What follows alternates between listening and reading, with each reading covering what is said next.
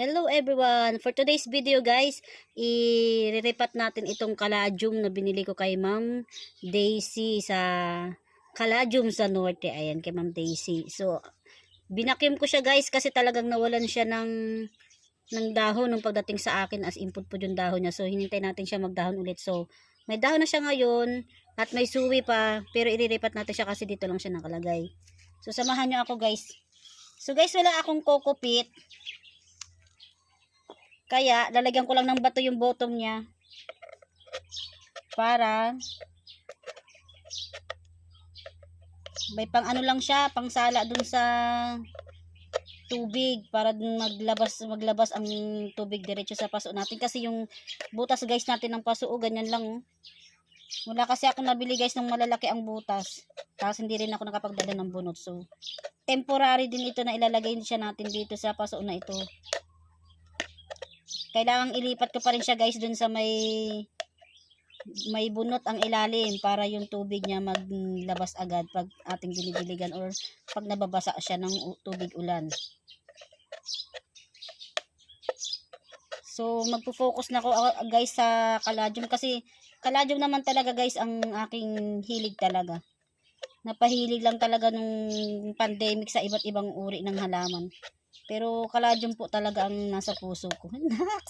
Sana all nasa puso yung kaladium. So medyo matrabaho ito guys kasi yung butas niya is ganyan siya oh. Guhit-guhit.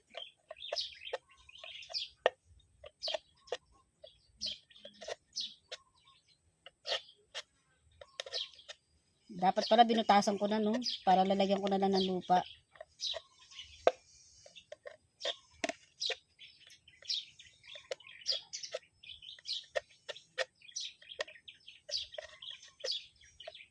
Medyo bumaba na guys ang presyo ng paso dahil wala na pong masyadong nagtatanim. Siguro kami na lang mga mahihilig sa kaladiums ang natitirang matyagang bumili ng paso. Yung iba kasi po plastic cups na ginagamit nila since binibenta rin lang naman nila yung mga kaladiums nila.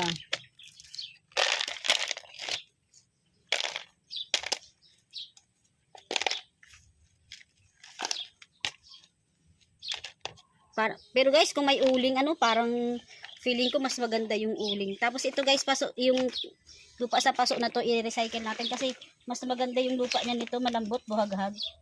So ayan guys, buhaghag. Kaso wala nang sustansya. Parang may mga tuber pa siya ng halaman, hindi ko alam kung anong halaman.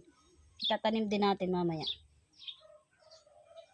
Ayan may tuber siya, awang ko kung anong halaman yan. Maganda talaga yung lupa nito, buhaghag, pero wala na ka na talaga guys, maaasahang dito, sustansya. Ayan pa yung suwi niya. Ayan kung ano lang. Samahan natin siya nito guys, so kasi itong na to, sticky itong lupa na to. Pero may nutrients siya. Kaya samahan natin siya nito.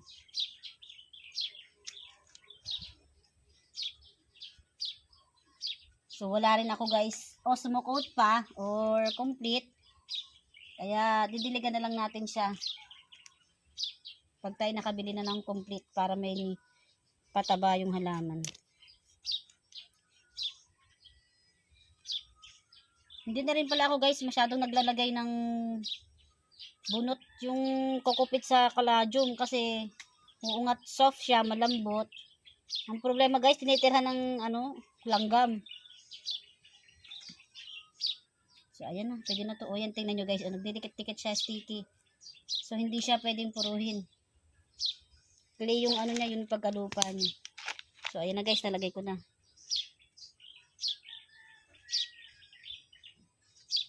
Susubukan natin kung makukuha natin yung suwi ng kaladium. Marami siyang ugat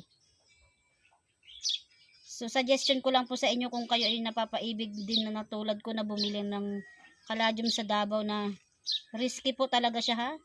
Kaya kung ano man po ang mangyari po sa mga kaladium na darating sa inyo, hindi po natin pwedeng sisihin si seller. So may suwi siya guys pero sobrang liit talaga. Pero kukunin ko na siya, ibubukod ko na. Kasi may na siya, may maliit na sariling tuber. So yun guys Mas okay naman guys para sa akin yung mga ganitong suhi kasi Mas mabilis siya guys lumaki pag suhi kaysa sa seeds kasi nga yung mga seeds talagang mabagal po yung lumaki. Kasi ang liliit po talaga nun. Medyo dagdagan natin ng lupa kasi ayoko na nakalubog.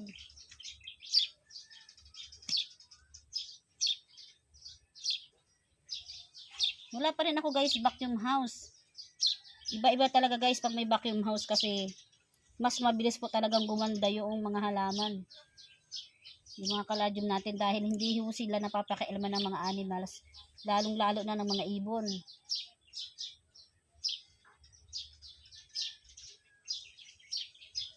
So yun na guys.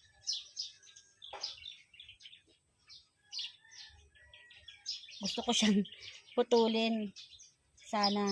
Ayan o, para mas mabilis siyang maka-recover. Kaya lang nanghihinayang ako dun sa dahon niya. Ito na lang isang medyo may sira ang tanggalin natin. Yan. Kasi ito yung pinakasuwi niya. Pinaka new leaf. Dapat pala kanina ko pa inalis.